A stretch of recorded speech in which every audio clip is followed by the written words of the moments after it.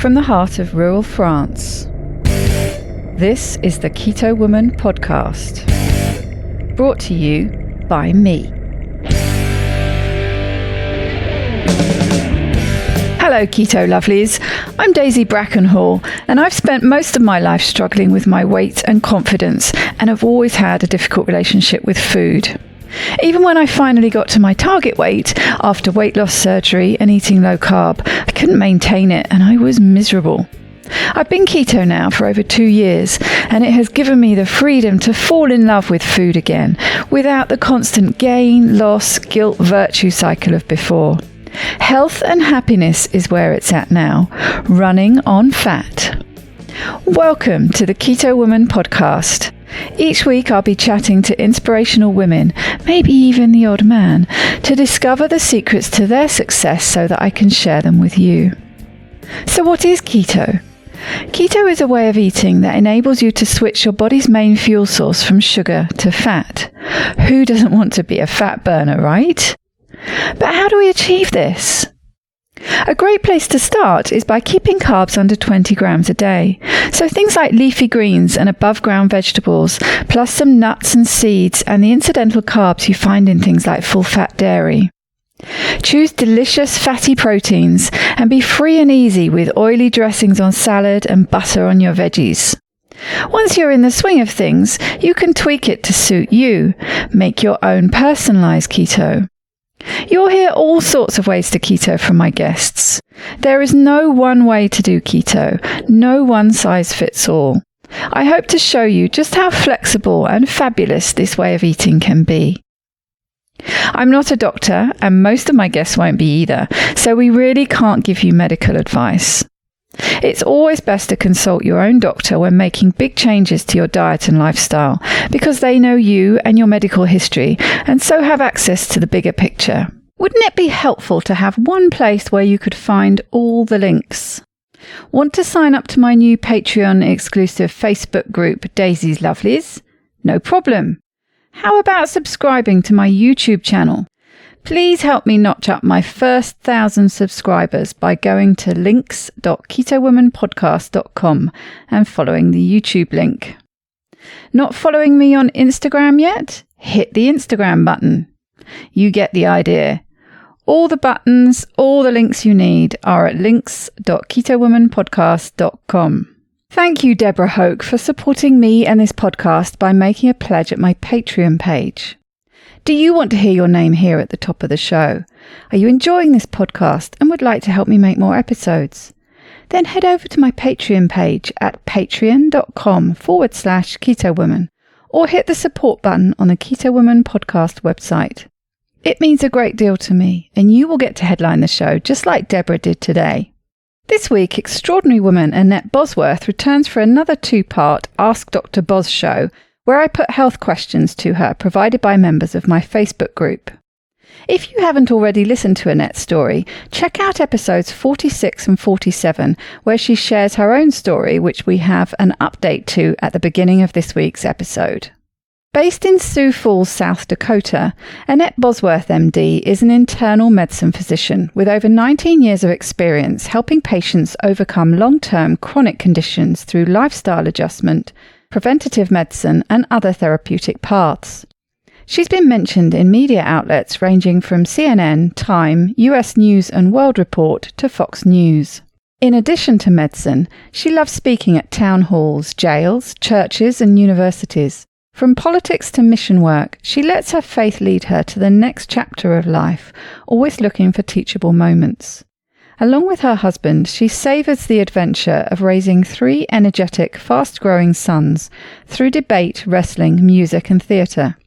She fights for the underdog and encourages patients with chronic health problems to fight it any way you can. Ketones for life.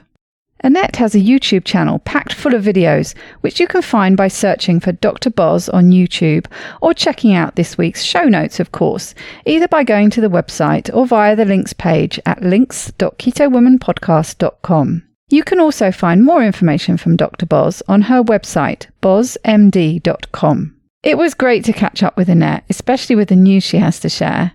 We ended up going off on a tangent, and then you're probably used to that happening by now. It was a somewhat uncomfortable conversation for me, but interesting, and has given me a lot to think about.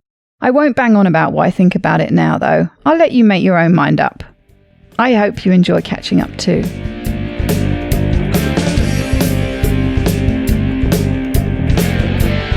Welcome back, Annette, to the Keto Woman podcast. How are you doing today? Daisy, I am so happy to be back on your show. It's great to hear you and see you again.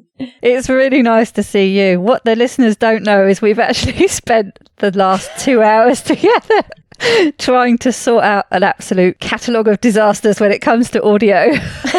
I think I'm cursed. You know, the process of recording my own voice has become sabotaged in my own universe, like at least 50 times since the last time I've spoken to you. It's me. I swear it's me. Well, it's me too, because I've had audio problems this last week or two as well. So I'm hoping that we've hit our quota now and things are going to turn around the other way. Nothing better to forge a friendship than to struggle together. So we are good. We are besties. Absolutely. Well, while we're talking about things turning corners, congratulations are in order. Well done for finally winning the battle and getting your license back. Right. You know, the season of having a journey that your perseverance is tested, your stamina to stay the course and not be brushed away by a storm that just seems to just rise month after month. It is a time of deep breathing for me that says, okay, let's forge forward. I think your audience was the first place I spoke of my challenges to fight for my medical license. And it is remarkable to be able to say that, 12 felonies reversed, removed, and in that process, I actually did keep my medical license the whole time. That's what is it's difficult to explain to the world, but in the process of the judicial system, I did say, nope, this has nothing to do with the practice of medicine, and this is not justice. And by a year and a half, or 4 years later from that moment, this past month, the medical board did not just reverse all of the claims that the Attorney General's office was pushing for, but all but apologized for, there is no ding on my license. There is no patient complaints. The month before this happened, they ordered me just to leave the state.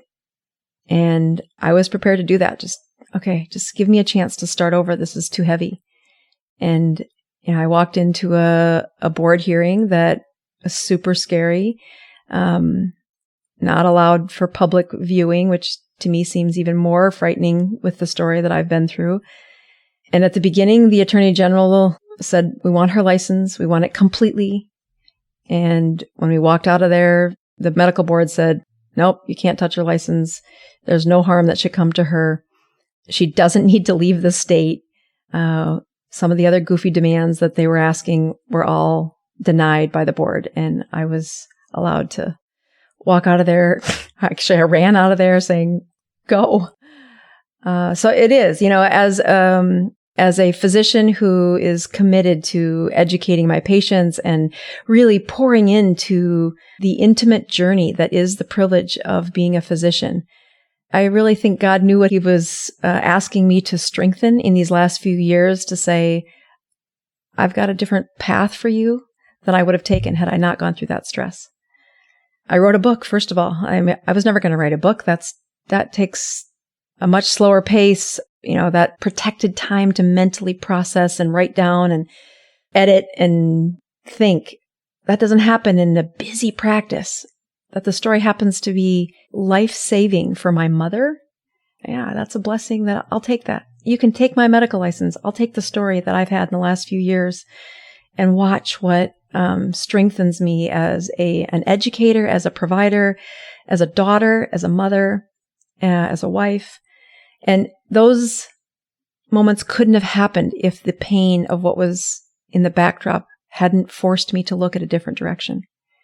And so you say, in this silver lining is a path forward now that yep, I have a clear medical license. And now I get a choice point to say, well, what is it that I want to do at this stage of my life? And that's a gift. Yeah. It's, I just can't imagine the overwhelming nature of it.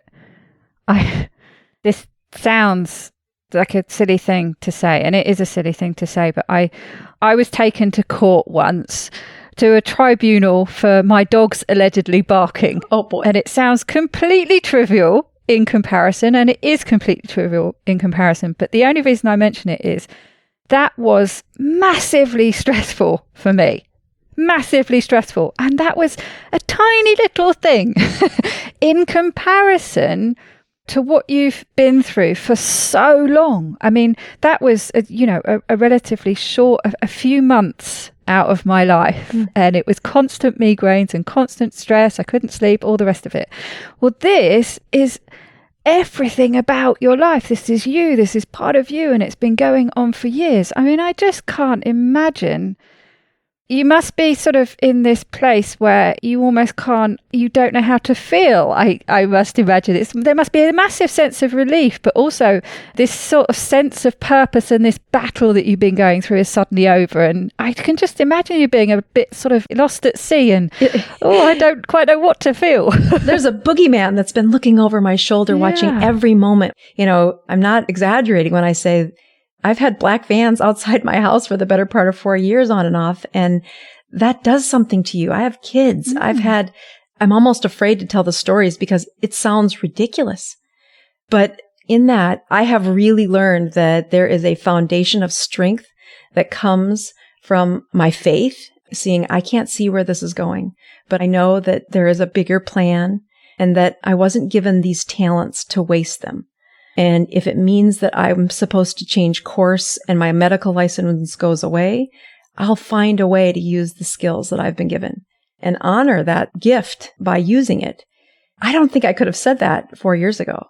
I know I couldn't have. I would have said, oh, somebody coming after me? Why? I haven't done anything wrong. And then say, it doesn't matter. Here's how life plays out. And the stress is something that, I have 3 sons who went through some very formative years in the last 4 years because of their age, that they witnessed, this is what it looks like for a marriage to make it through a difficult chapter.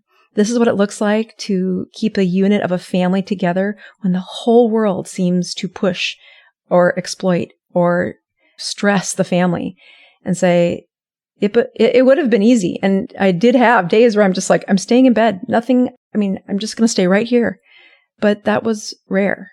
Most of the days I got up, I found strength in my purpose and my faith to say, nope, I have a purpose. I am supposed to use it. And if I don't use it, that's when the enemy really wins. And I can't even express that it's only been a couple of weeks. Mind you, the 3.5 weeks before that, I was scrambling to get licenses in any other state. So to now not be ordered out of the state, it's almost like I'm not sure where. I told myself, don't make any decisions for 2 months. Just pause. I'll keep going for the license in other states in hopes that I have options. But I will tell you, I just was planning that there would not be a medical license at the end of that.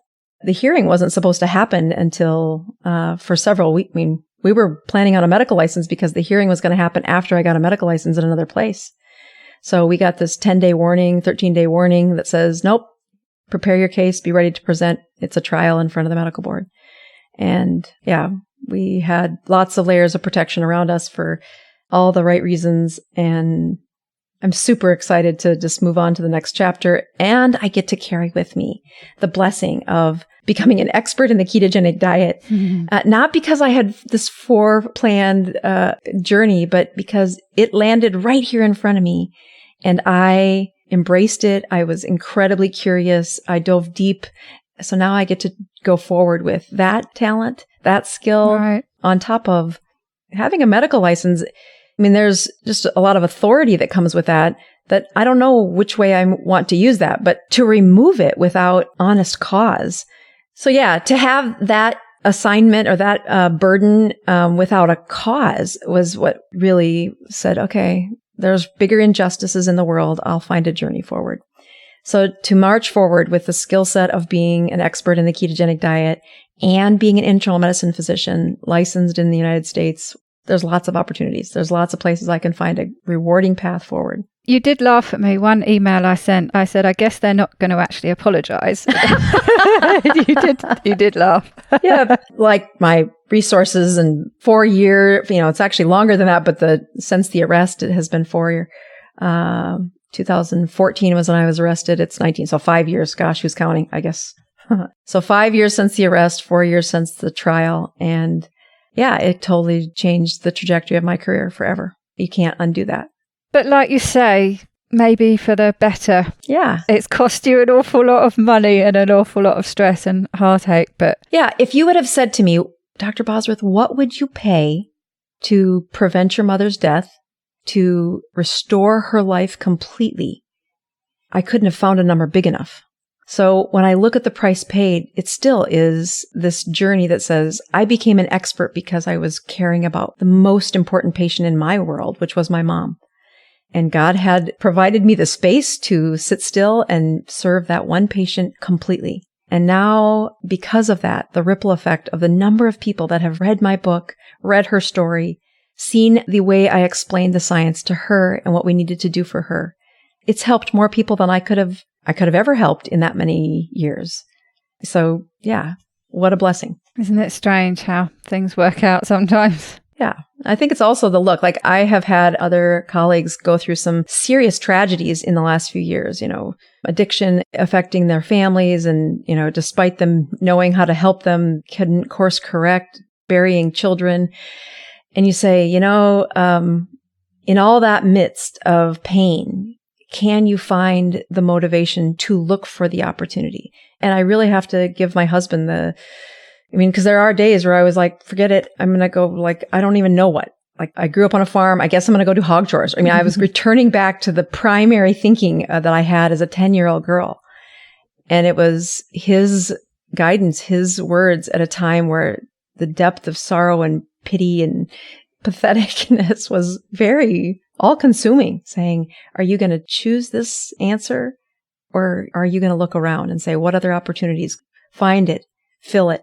I do think no matter what you're going through, it's tragic, but can you stop and say, what is the purpose for the pain?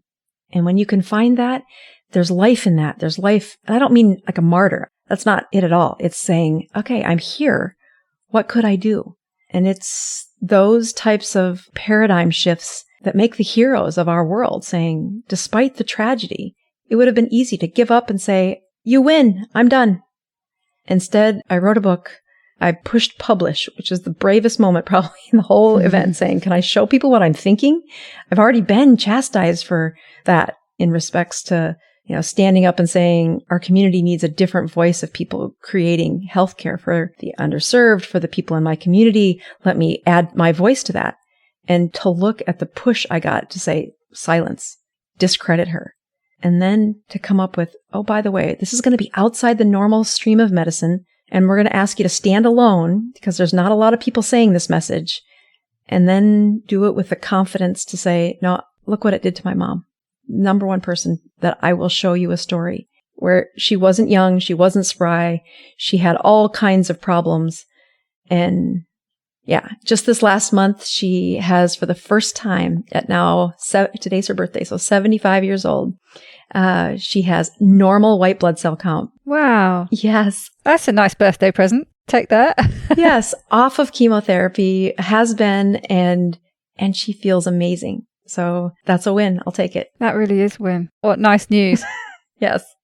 Well, after that emotional catch up. Heavy. Yes. I'm so glad I did it without tears. We've been wanting to get you back on the show for another Ask Dr. Boz episode or two. I get asked all the time when you're coming back on. And I know how busy you are. So thanks for coming back on to give us an update and to share a bit more of your knowledge with us. Excellent. I'm happy to be here. This is my favorite dialogue. So thanks for inviting me, Daisy. It truly is an honor to be on your show. Oh, thank you. Well, I thought we'd start with a message from April. She's got some questions, but she's had a really good update of late too. So I'll just read out what she says. First, you're amazing, Dr. Boz. I've listened to your book and have been recommending it. My sister is taking your recommended pages to my mum's doctor who has early onset Alzheimer's. So this was a while ago, and there's actually a really positive update to this story because the carers were refusing to give April's mum the exogenous ketones that you'd recommended that might help. And I think you sent her some studies or an article or some such to give to the doctor to help try and persuade them to write a prescription, basically. Following your advice and using the information, they got a doctor to effectively write a prescription, so she is now being given exogenous ketones by her carers. Isn't that great? Oh my goodness, that is amazing. The brain process of how much we've learned, really was one of the first places that got my curiosity. There was kind of this collection of listening to a Dr. Dom D'Agostino explain seizure patients and preventing seizures for scuba divers. And that coincided with a patient whose mother was being treated for a brain tumor. And she was trying to say, what can I do to help her? So those two parts were the first inklings that I used to get my curiosity started in the ketogenic journey. And then it was a much deeper dive of watching the repair of a brain from concussions to chronic migraines to memory problems. And, I look at the articles that were needed to help her providers see what is in the literature. But I've been that physician so busy that I didn't take time for the latest updates because how could you possibly keep up with them all? And so you have your sources where you try to get the summary points of, what they shared at the conference or what's the latest literature. But summary points don't necessarily really motivate you to change behavior unless it's got some pretty promising stories. You're going to be using this front line. Please convince me that this is the right thing to do. So to somehow think that you could take a problem that I've told patients for the better part of 2 decades, hey, you can't reverse that memory problem. She's stuck. And now I'm saying, wait. We now have evidence that says we see the energy gap for people with dementia, especially if they've been overweight, if they've had a high insulin, if they've had metabolic syndrome. And I'm telling you, as an internist, practically every one of my 80-year-old people has had a chapter of that, unless they're really lean. And even some of those have had it, but most of the folks have had a season of being overweight. And when you look at their fuel for their brain, it's all glucose. It's all sugar, and your brain can't make fuel. It has to haul it in.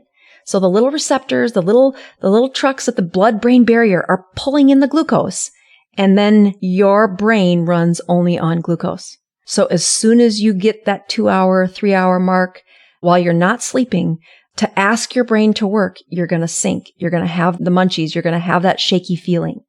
That's brain. That's brain saying, hey, I need some fuel. I'm trying to send you a message.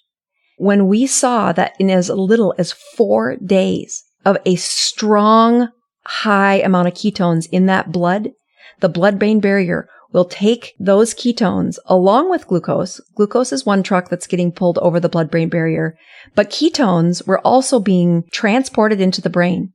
And within 4 days, we dropped the need for so much glucose, and we took ketones from a 0 need up to a majority of the brain was processing and using ketones 4 days. That's remarkable. I had no idea we could do it that quickly. The study was done where they practically put them in a jail cell to get them to eat this really high fat diet. Like, it's more of an advanced ketogenic diet than I probably have ever done. It is the prescribed level for a seizure patient. So it's like super advanced. And in the real world, you're going to have a tough time getting people to do that, especially when they're going from carb fuels to ketones. They're going to have withdrawal. But when we could see their brains uptake that quickly, anybody in the industry said, oh my goodness, put the ketones in the blood and watch what happens.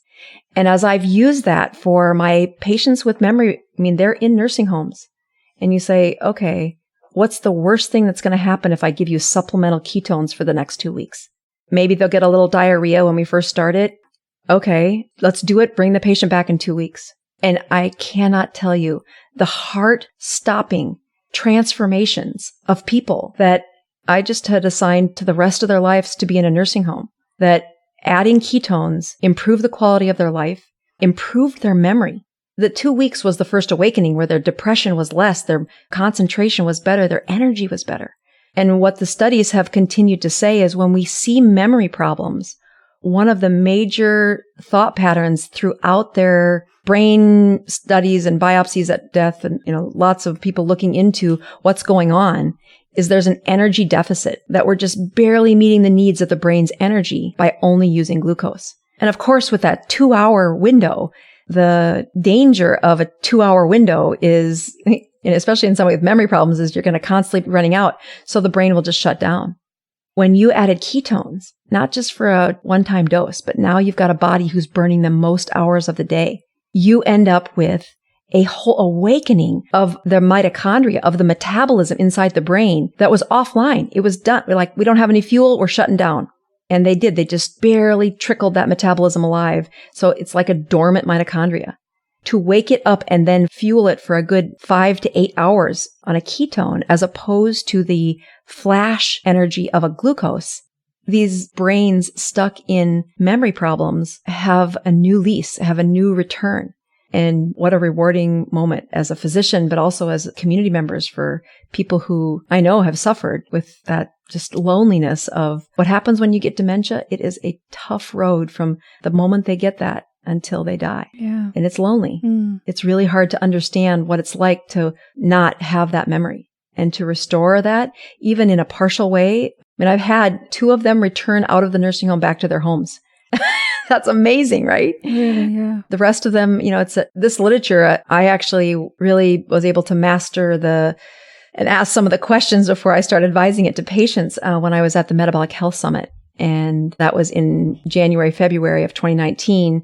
And it really has changed my approach to those who are struggling. In addition to that, there's other places where I've had a couple of moms coming in. Life is hard. Husband's struggling, been put in a treatment program. Now she's running teenagers, a single parenting, wondering what's going to happen with her marriage. Really stressful times, right? And she wants to be on an antidepressant. I took it probably 15 years ago after I had one of the kids, and I took it for probably 6 months and it seemed to help. And I just need anything. And I'm like, here's the prescription. We can try that again. But it's going to take 2 weeks for that prescription to start working to improve those brain chemistries. In the meantime, take exogenous ketones and watch what happens to the energy in your brain. And I've had that story probably 6 times since February, since I got home from that conference. And not one of the 6 ended up on the antidepressant. Really? They were taking exogenous ketones, and the restoration of their mental focus, their mood, and their energy was so much better on a over-the-counter supplement that they chose not to add the antidepressant. And it's there. They could fill it anytime. It's not going to hurt to have both of them. But wow, that's freedom to say, look what we can do in such a quick time when we change the fuel of your brain. And this is somebody who started out saying, Mom, I don't know if these exogenous ketones are right. You should just make your body make them. And I think a lot of people in the space said those words. And so I adopted it as well. But you start to see some of the literature on what we can do to change the cell metabolism. And this is just the organ of the brain. There's now evidence that the heart uses ketones. And again, that was something I was told, no, the heart uses glucose. No, cardiac cells are using, when you tag the ketone in a PET scan, if you would, you can see that the cardiac muscles are using those ketones for fuel. And again, that was news to me. So what a great time to be in this space of stopping more prescriptions than I start. That's awesome. Yes, it's interesting, actually. The podcast that I'm editing, I always do a behind the curtain. I completely forget where my timeline is with what show's going out and what show's been out and where I am with it. So I just say it how it is in the moment rather than trying to remember where I am. Yes. But the podcast I'm editing now, which in my timeline is going out tomorrow, but which would have been out before this one comes out. Sure. Is a guy talking about, that's his passion, talking about heart disease and working with ketones and how that all works. That just made me think of that when you were talking about it just now. So I think you'll find that interesting. But I find the whole subject of exogenous ketones a tricky one. Yes. Mainly because a lot of the examples I see it is in the weight loss side, which I think it's actually counterproductive for. But I've always thought they have their uses. And particularly with this question of dementia, I've spoken to people who've got elderly relatives and they really want them to start eating keto and producing their own ketones, but easier said than done. Right. And it seems to be a really typical thing for people with dementia have really strong cravings for carbs, which presumably because their brain is starving for wanting that glucose all the time, it's driving those cravings. And being not in a good frame of mind, literally, it's almost impossible for them to stick to that way of eating. So that's a prime example of a good time to start pumping in exogenous ketones. Yes, to get you into that place where you might actually then be able to start producing your own as well. And absolutely. So then, if you can be pumping them in to get them to the level you need them and then start producing them endogenously as well, that's got to be a perfect storm. Right. I mean, I look at the approach that as an internal medicine doctor, our team, our tribe of internists, we are about the long game. We are about chronic health problems. And how do you get out 20 years and see that we did make an improvement? How do we prevent problems? How do we take a chronic problem and undo it? And it is not uncommon where you show up in my clinic and there are so many disasters unfolding at once that's where the prescriptions become easy. Take blood pressure. We know this has to be controlled in order for your brain to not be swollen under that high blood pressure, that the risk of a heart attack has to be controlled in order for us to reverse the risk. So we write the prescription, but it is not meant to say, okay, now you're on the prescription for the rest of your life. Right. No, it was meant to say, let me prevent the danger that you're in, that you're walking into. And now let's work on getting you healthy. And I think those last few words have been lost in the practice of medicine. You give me 20 minutes to take care of all the disasters you're about to fall apart. Maybe I get 40 minutes on a good day with you. I barely can assess what chronic problems we're talking about. And then how do I use the prescriptions that have the evidence base to get you the most improvement for the quickest amount of time with the least amount of side effects? We don't even get to the part that says, now how do I make you better? There's no space for that. But that is the core. That is what we are trained to say. What can I do to say, now I've got the disasters. I got a finger in the dike that it is not going to flood over and kill the patient in the next few weeks. Now, how do I get them better? And I really look at that kind of parallel when I'm looking at exogenous ketones. Take the woman who's got depression, overwhelmed with stress, more things on her plate than she was ever signed up for. And I say, yep, we can use an antidepressant. I can see you're stressed. We'll make sure there's nothing else that's causing this with some lab tests. But oh, by the way, let's change the fuel in your brain. And within 3 to 4 days, you're going to feel a difference. To ask her to change her diet, take out the carbs, remove the cravings. Yeah, you got to just sit in that room. There's no way I'm going to ask her to change her diet today. She has way too many other things to deal with. And, in that respects of understanding the science, there were 2 other studies presented at the Metabolic Health Summit that specifically talked about when ketones were available for the blood-brain barrier, when they were present, the brain began to prefer them. And again, that's backwards from what I was told. Glucose is the primary fuel for the brain. Glucose is what your brain needs. You can't live without glucose. All of that stuff came from the metabolic health of brain and heart cells. So you look now that says, oh, you are wrong. We see that they metabolize ketones. In fact, when the ketones were available, the brain preferred the ketones. Again, that was new news to me. But how it plays forward in my practice is to say, we got a lot of work to do. Let's get you feeling better. Let's stop the up and down of your emotions because your fuel goes on and off with that insulin resistance that's at your blood-brain barrier. Let's fuel you with a steady supply. And then we're going to walk through how do we lower the carbohydrates? How do we clean out those cupboards? How do we change the way you think about fat versus carbohydrates? And had I started with that, they would have walked out the door saying, nope, can't handle it. But if you start with saying, I can make you feel better in as little as 4 days, as according to the evidence, and now I have you feeling better. And we say, what can you handle next? What can you handle next? And those cravings much easier to handle when your brain already has been practicing using ketones before I take away the chocolate cake at night. And you say, well, are you saying that they can have ketones and chocolate cake? And I'm saying, absolutely. That's how we start you to hauling that fuel into the brain.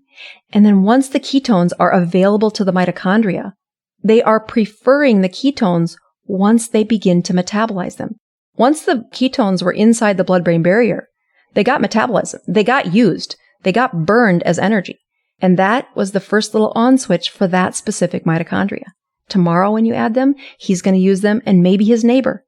And then you've got this stable fuel that's not going up and down. Suddenly saying no to bread is not such a ridiculous ask. You've got a stable brain fuel as a platform to build off of these other changes. And this is, again, mind-blowing for people. You know, I don't even, if I look back and say, where did I get a negative taste in my assortment of tools for exogenous ketones?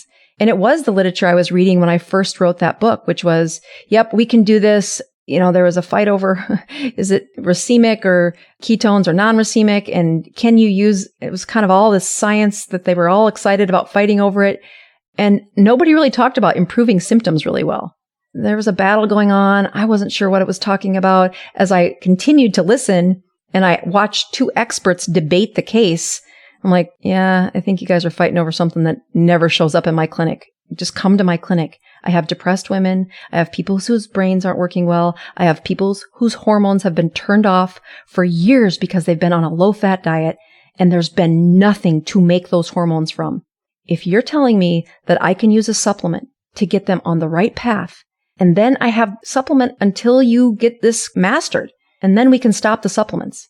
That's a plan that says I get them feeling better, I get them eating better, and I lower their inflammation, maybe not as dramatically as I would want to do it in a perfect utopia. But utopia was long gone for many of these patients, and the option to change their thinking. I mean, most people aren't going to go to my YouTube page and spend 20 hours watching all of the information. They're going to say, what does she recommend? And then follow it. And if you don't get them feeling better in short order, they won't stay at the post.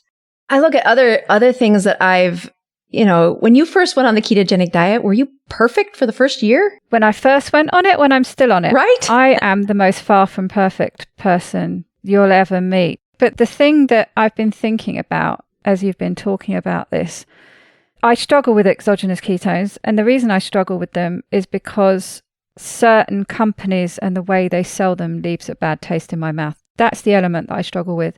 There is an element to them, the whole racemic debate and how our body responds to it. That I also am a bit concerned about, and I don't know what's going to happen with long-term studies and all the rest of it. That is a bit of a concern. I've never had an issue with using them as treatment for something like Alzheimer's. I've always known that that's a very good use. What's been interesting going on in my mind as you were talking about these women coming to you depressed and wanting to go on antidepressants. Well, I mean, as you know, depression is something that I struggle with a lot, and it goes up and down, and it's been a struggle for me. The last month or so, it's been quite difficult.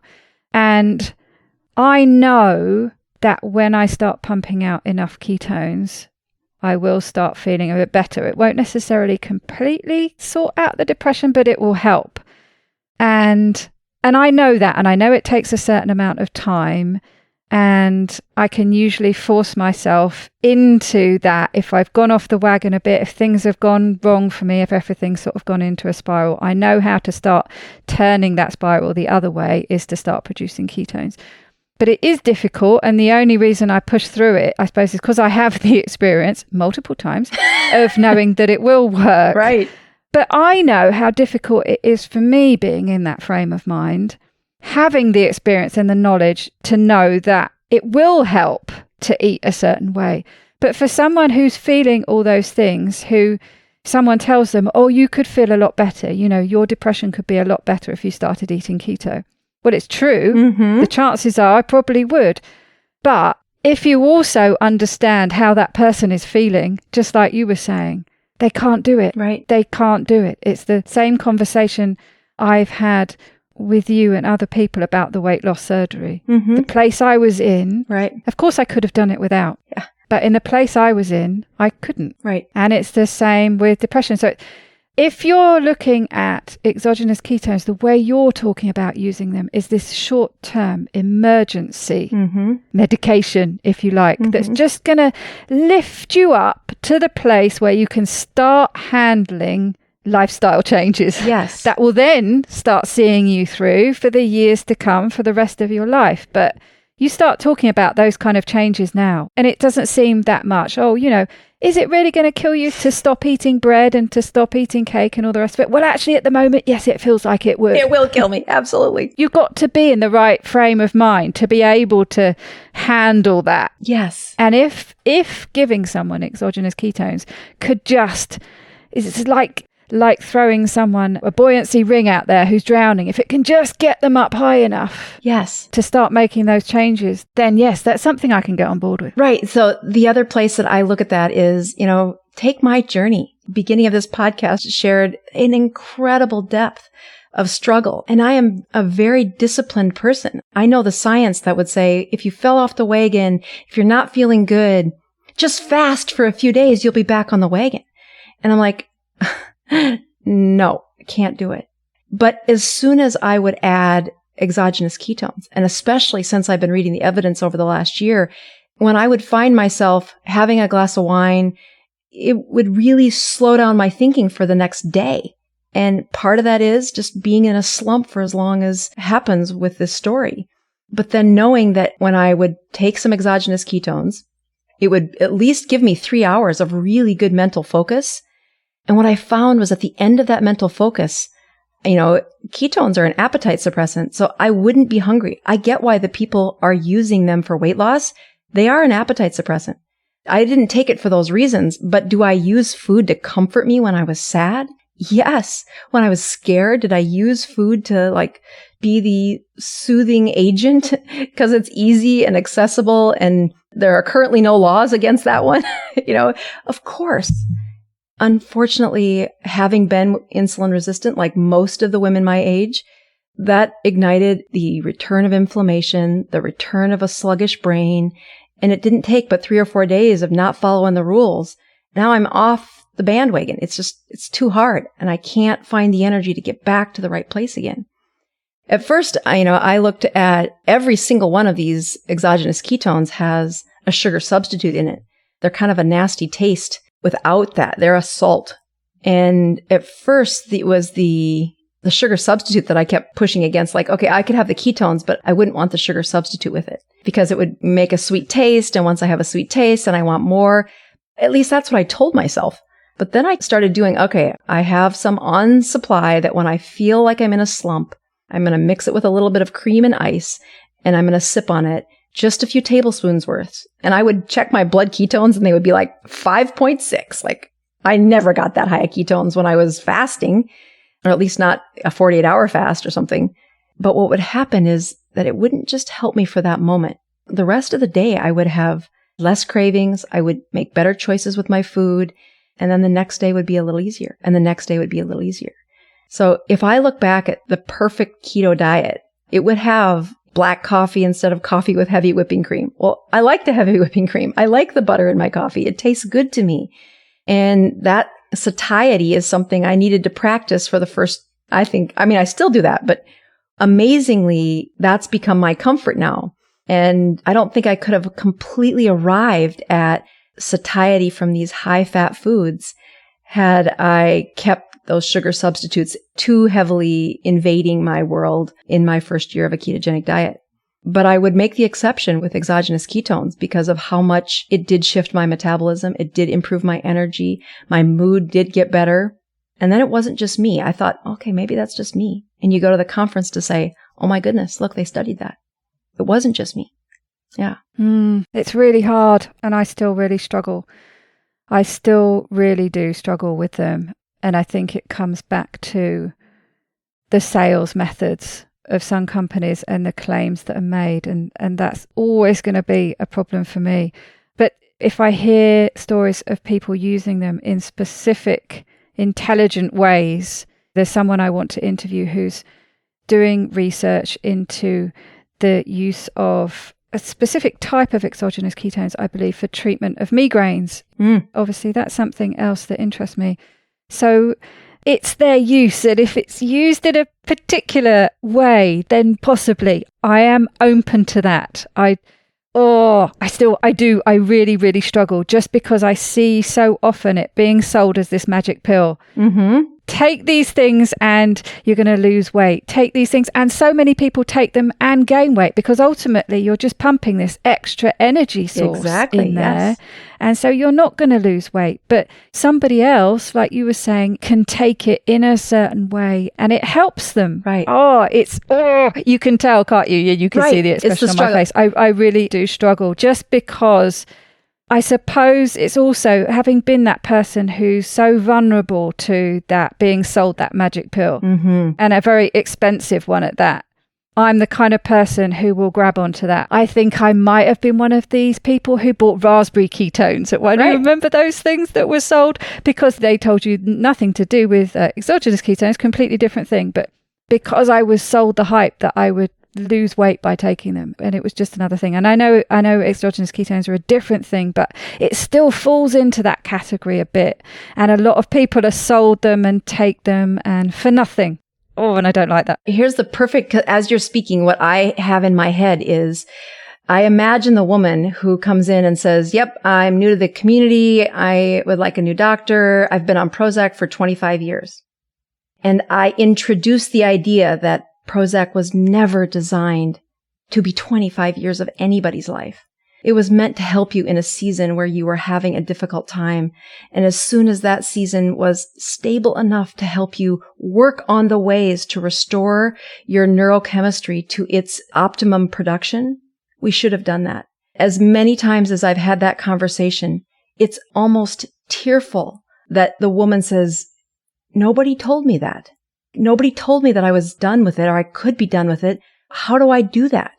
And I see the same errors and I did it too, like quickly filing exogenous ketones as this gimmick.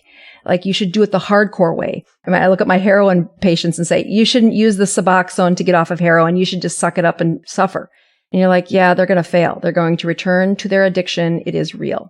And you say, let me help you, not for the rest of your life, but for a season, for this chapter that says, I'll show you. But that really becomes the responsibility of those who are talking about it, educating about it, saying, this wasn't meant to be the rest of your life. It is meant to say, if you think you're going to go from no carbohydrates and no alcohol for the rest of your life, I'm here to tell you no human on ketogenic diet does that. You're going to have times where you relapse, where you have struggles, especially after you've felt how good life can feel when you are following the process. Let me get you back on board as quickly as possible, not for the rest of your life. And I think that voice of educating correctly is my responsibility as a physician who is rooted in how do we take the science and apply it to these chronic behaviors to change one behavior in the next best level. And then we take the next behavior to the next best level.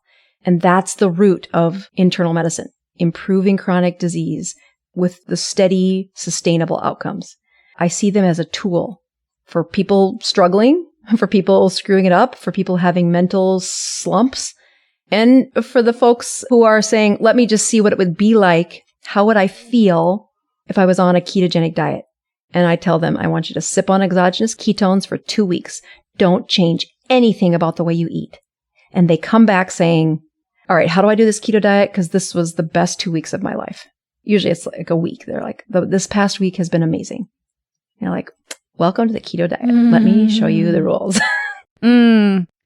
Tricky. I am open to be persuaded in certain cases. But again, I guess, like you say, it's not something that you'd recommend to everybody. It comes down to the individual, doesn't it? And working out what the best way forward for them is.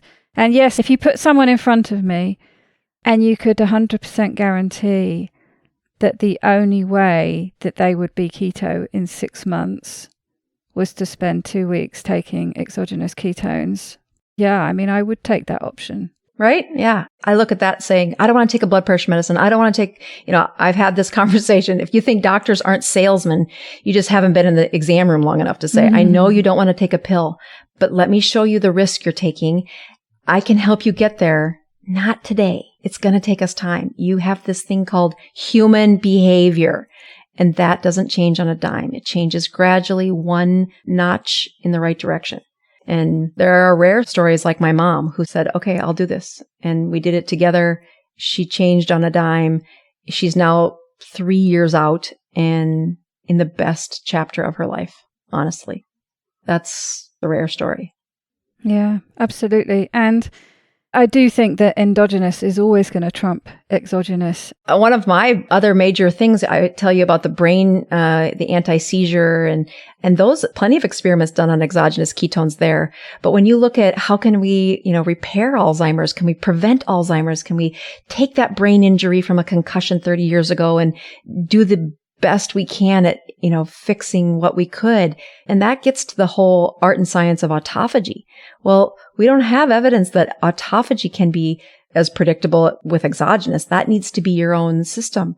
But that comes with even more of saying no to food and fasting and watching your ratios, watching those glucoses and those blood ketones to say, could you get there? And if you open with that discussion, you're going to lose your audience. They're going to say, forget it. It's just a wacky diet that I can't do. And it's off. And then they'll be disparaging and off they go for never to enter that thought again. So, I look at it as I do with any patient that comes in struggling with a chapter of life. My responsibility is to understand the science and to bridge it with their life and to not have expectations that they can do some kind of magical fairy dust and make everything perfect, but improve one thing and then watch how that improves the next thing. And those moments add up just like the other ones do, where they did one tough decision, then they made another bad decision. Now they got 15 bad decisions they're making every day. We got a ways to go. So I look at that as this journey gets better. How can I help you with the first few steps? And sometimes telling them what the last few steps look like. Saying the word fasting to some of my new patients, I'm like, don't do that. You're going to scare them. Yeah, no, don't do that. So, yeah. And it's also that it's not something, is being clear, both yourself as the person who's talking about it, but for the person who's potentially taking any of these supplements, that it's not something that you should be taking for a long time. I mean, you're talking to somebody who was on Prozac for 20 years. For what? For nothing. It was no good at all, really, for me. And the same with these things that seem to work really well for, say, 2 weeks. So the automatic response from a lot of people is, well, I'll just stay on that then forever. Mm-hmm. Yeah. Rather than, no, this is to get me to a place where I feel capable to do the harder work to make it long-term sustainable. Yeah, because if you go back to the chapter where you were taking Prozac for 20 years, had someone said to you, hey, are you ready to stop it? I usually don't hear people saying, oh my goodness, I have to be on it. Usually they're like, oh, that's a thing? I can do that? And that education, I think, is the key to successfully navigating and not being stuck. I don't want people on exogenous ketones for the rest of their life. I want their bodies working better. I don't want people on Prozac, Paxil, Zoloft, any of those for the rest of their life. But when they are super depressed, if that was all I had, I'm going to help you with that and then say, all right, now let's work on your sleep. Now let's work on your nutrition. Now let's work on your boundaries. All that's, life things that are not in a script, but are super important for the long-term outcome. I think it's a great discussion to have though. And I find the gal who are talking about, whenever I put the videos about the brain science on my YouTube channel or wherever I'm talking about them, if you'll look in the corner, you'll see the author. You go to Google, you type in that author. You can have the access to the article too. That's what she did. She printed out the article and took it to her doctor. I'm like, this isn't my idea. I'm just being the conduit to explain it to you. Why would we care about this? We do care about this. It is a powerful transformation for taking folks for the last 30 years that have been inflamed with a chronically sinking mental function and giving them some hope to say, can we awaken those cells to burn a different fuel? And the answer is yes. Don't make them lift the whole burden by themselves the first step out of the gate. Interesting discussion. Yes. It's not where I saw this going, actually. Well, sometimes science does that to me too. Like, oh, I was planning on this outcome and here's what I got. Well, you know what's gone and happened? I haven't even gotten to April's question yet. Oh, really? We've gone on a massive tangent and come to what is going to be the end of the first Ask Dr. Boz, except we haven't got to the Ask Dr. Boz bit yet.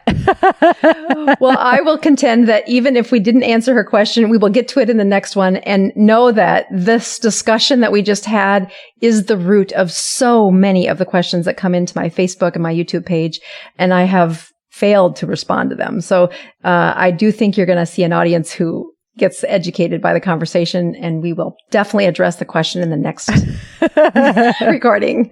We will do. So thank you very much for that. And we'll see you back here next time. God bless you. You bet.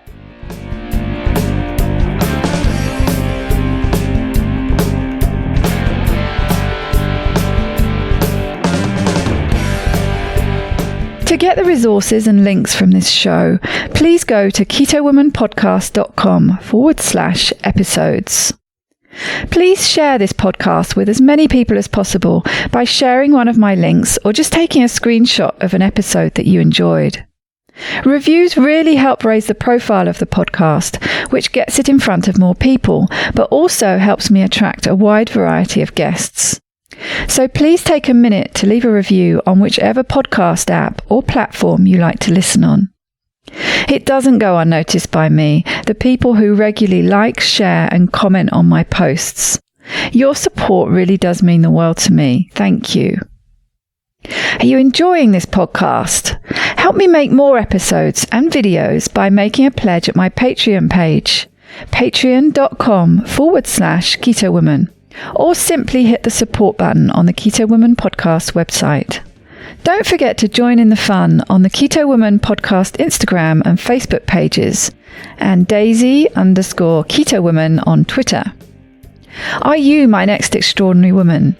Maybe you've got an idea for a show, a topic you would like to hear about.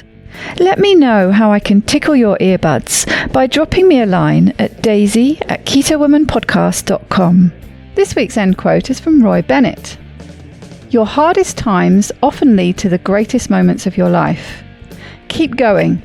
Tough situations build strong people in the end. Bye-bye, Keto Lovelies.